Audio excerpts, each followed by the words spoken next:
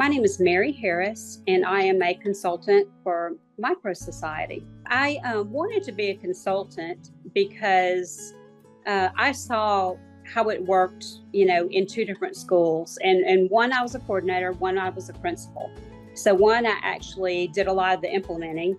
And one, I got to sit really and just watch my coordinator implement it. And it was from two very different perspectives, and both of them were wonderful. I loved being hands-on, but I also liked being able to walk around and not have that responsibility, but I could, see the kids being changed, and I could walk from organization to organization and see how the students were responding and see the learning and see the way they were connecting their standards and skills to what and putting that into practice. And I think the other thing that I loved being able to see were parents. My parents absolutely loved, at South Highlands anyway, being able to come in and see these kids running a business, being a legislator, being the president. We'd use the federal system, being the vice president, running a bank. And we had a lot of parental involvement and a lot of community partners. And that's also where I want to take my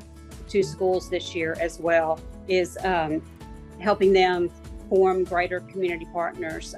The one in Arkansas is working very hard on that. And that's going to be our emphasis of training, is to learn how to keep integrating these community partners. I think community partners are very needed and helpful and supportive, and it just needs to be a part of every micro school.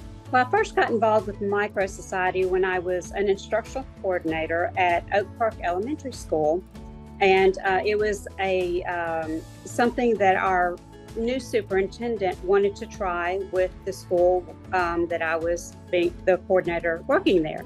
So we decided to do micro and brought it in. And we were a very, at that time, low performing, academically challenged school. It was it was almost about to be taken over by the state. And this was kind of a last resort. It was very low academically, very bottom of the state, academically. It was in Shreveport, Louisiana, and it was minority school, mostly minorities, challenged with economically, low socioeconomic. A lot of grandparents were working with the kids, the students lived with their grandparents. A lot of reasons but mainly the parents were working 2 and 3 jobs. It wasn't because, they didn't want to be there, that they just had a lot on their plate. So it was parents who cared. It was grandparents who cared. It was a nice little small community school. And so there were a lot of positives about the school.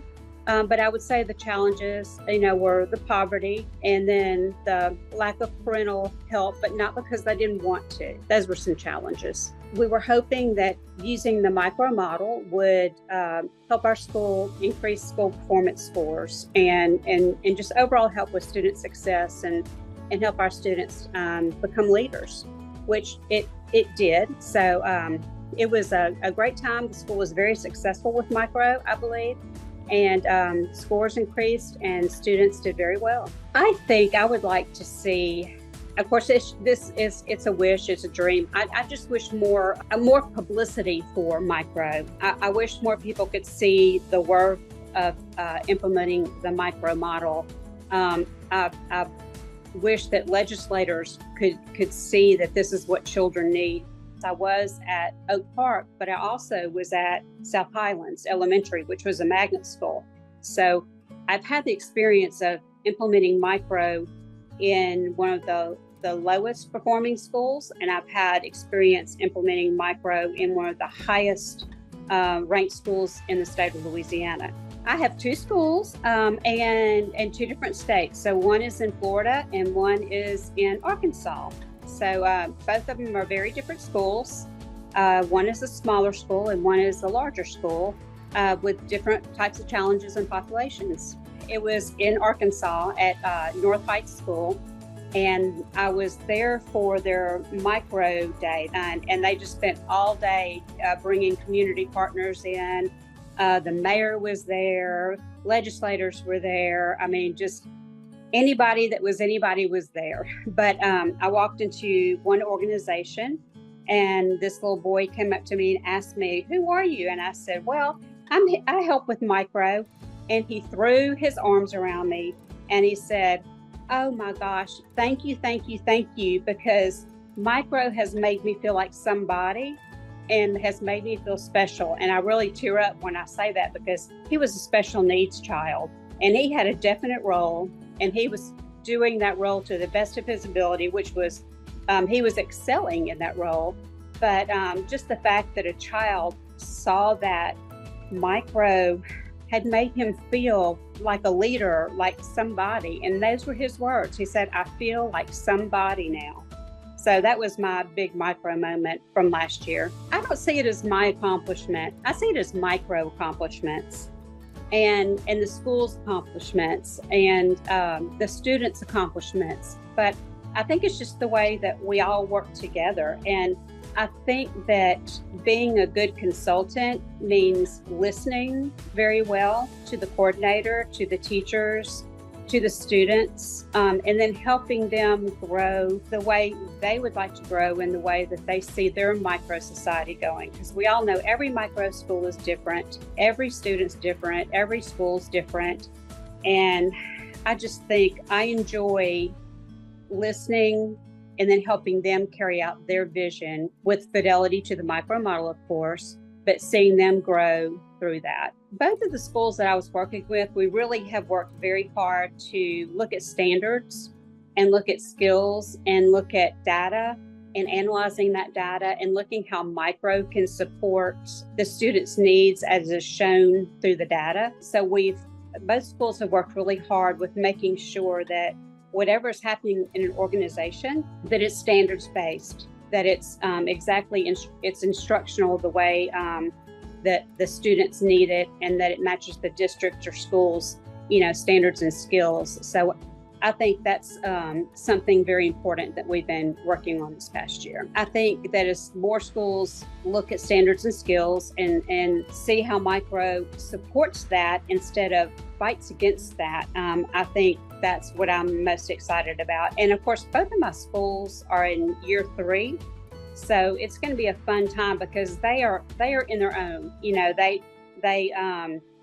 first year is hard. They're learning. Second year, they're, refining. And third year, just like one of my coordinators said, we got this this year. So I think this year I'm going to see the greatest amount of growth because they feel like they know what they're doing. So all we have to do is continue to refine. So I think it's just going to be even bigger and better. And I can't wait to see that growth with both of the schools. The most important thing is just to listen and then work with the coordinator and even work with the leadership team. Both of my schools have great leadership teams, and listen and come up with a plan that's doable for them, and they are a part of that plan. So more than likely they're going to buy into that plan because they are the ones helping to create that plan. And like I said, every school's individual, so all issues are different.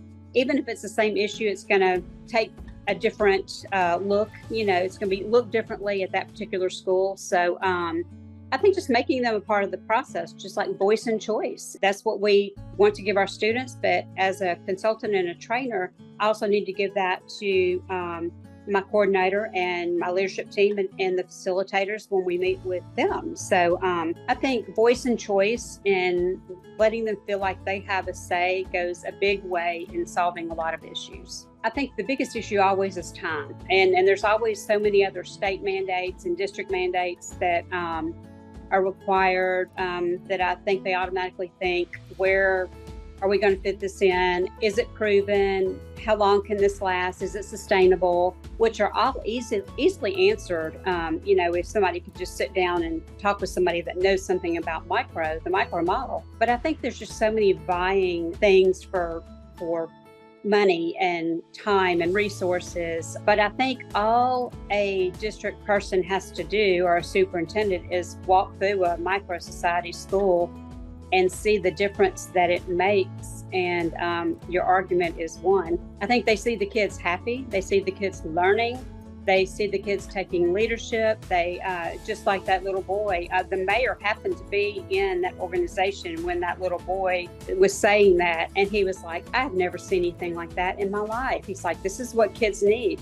And, and there's a big emphasis right now on teaching kids financial literacy, economics, civics, all the things that micro does so seamlessly, that also is a great argument, because it's a big thing right now. Like legislators are actually, legislating that this takes place in schools now. And so like this fits that need so well, So what I found is that no matter whether you're the lowest academically or you're the highest academically, micro is for every child and it is for every school. And I just wish that message could get out, even more, that no matter what school, no matter what child, no matter what's going on in that school, micro can support every child's needs.